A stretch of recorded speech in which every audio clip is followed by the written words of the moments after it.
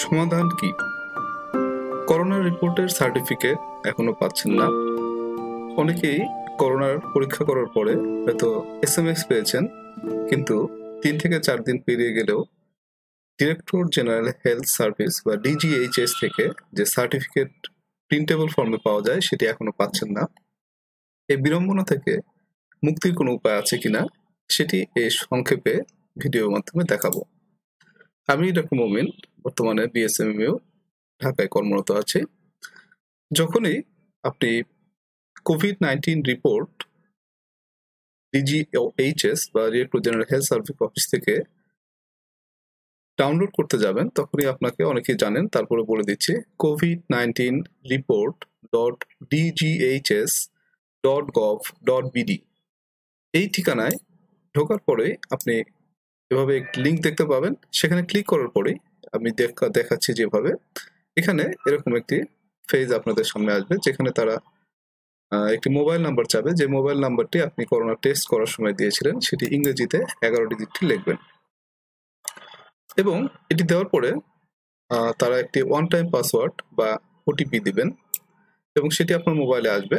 সেটি এই মোবাইল থেকে আপনি যদি এখানে নির্দিষ্ট ঘরে বসিয়ে দেন, তাহলে আপনার এরকম একটি রিপোর্ট চলে আসবে। সেখানে মোবাইল নাম্বার, ল্যাব বা কোথা থেকে করেছেন, আপনার বয়স এবং টেস্টের তারিখ, ফলাফল এগুলো পাবেন।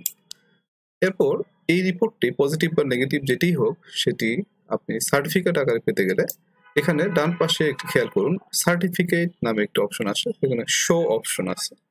এই শো অপশনে যদি আপনি ক্লিক করেন, তাহলে আপনার সার্টিফিকেট ডাউনলোড হয়ে যাবে। সেটি আপনি প্রিন্ট করলে চাইতে প্রিন্ট করতে পারেন, অথবা আপনি ডাউনলোড করে রেখে দিতে পারেন। এটি হলো স্বাভাবিক সিস্টেম, যার মাধ্যমে আমরা ল্যাবরেটরি রিপোর্ট অফ COVID-19 টেস্টের রিপোর্ট পেতে পারি।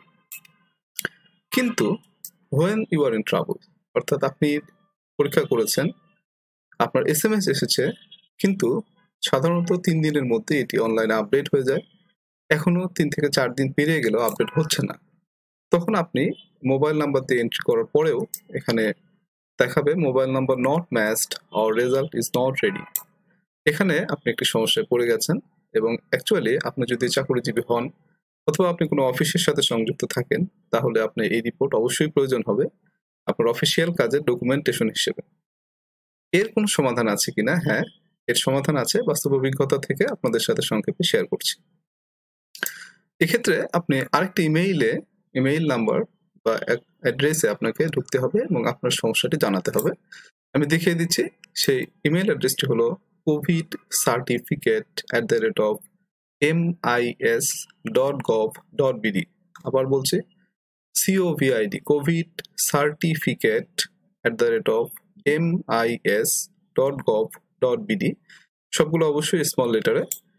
এই ইমেইলে ঢোকার পরে আপনি কবে কোথায় পরীক্ষা করেছেন, এখনো তার রিপোর্ট পাননি, এটা আপনি লিখবেন।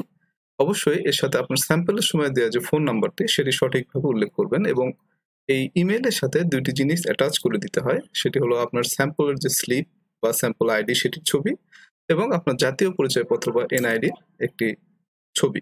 এই দুটো অ্যাটাচ করে দেওয়ার পরে আপনি সমাধান পেয়ে যাবেন 6 থেকে 8 ঘন্টার মধ্যে। আমি নিজেও পেয়েছি।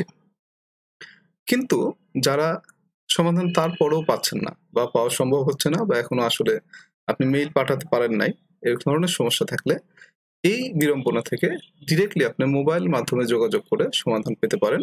এক্ষেত্রে মোবাইল নাম্বারগুলো আমি দিয়ে দিয়েছি, 0131379113839 এবং 40। এই ফোন নাম্বারগুলো ডাক্তার সাহেবরা ধরবেন। এখানে আপনি ফোন ধরার পরে তাদের সাথে আপনার সমস্যার কথা বলবেন, এবং এই নাম্বারগুলো আসলে হোয়াটসঅ্যাপ নাম্বার, যে কারণে আপনি হোয়াটসঅ্যাপের মাধ্যমে এই নাম্বারগুলোতে যদি আপনার স্যাম্পল স্লিপ আইডি, আপনার এর সাথে যে মোবাইল নাম্বারটি পরীক্ষার সময় দিয়েছিলেন সেই মোবাইল নাম্বার, এবং এর সাথে জাতীয় পরিচয়পত্র, এই ছবিগুলো হোয়াটসঅ্যাপের মাধ্যমে এই যে 3টি নাম্বার, যে কোনো একটি নাম্বারে পৌঁছে দিয়ে বা এরপরে তাদের সাথে কথা বললে আপনি আশা করি সমাধান পেয়ে যাবেন। সুতরাং সবাইকে জানাচ্ছি অসংখ্য ধন্যবাদ। আশা করি আপনাদের এই ভিডিওটি কাজে লাগবে। সবাই সুস্থ থাকুন, ভালো থাকুন। আল্লাহ।